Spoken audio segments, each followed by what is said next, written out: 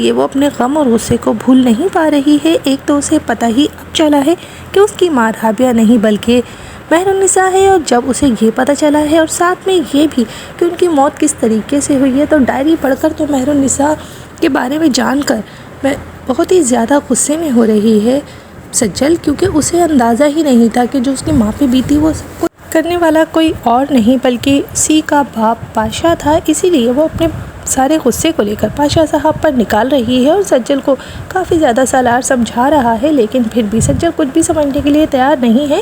اسے احساس ہو رہا ہے کہ آخر اس کی ماں کے ساتھ کس قدر غلط کیا ہے پاشا صاحب نے۔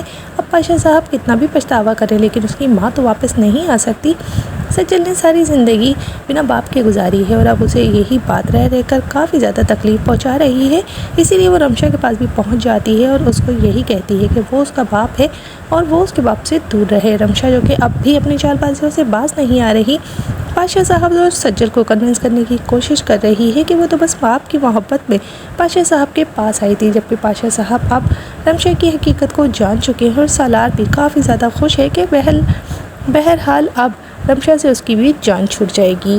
پاشا صاحب نے تو اپنے ساتھ ہوئی ناانصافی پر رابعہ کا معاملہ اللہ پر چھوڑ دیا ہے، لیکن کیا سجل اپنا معاملہ اللہ پر چھوڑ پائے گی؟ کیونکہ جان بوجھ کر رابعہ اور رمشا نے اسے دھوکہ دیا ہے۔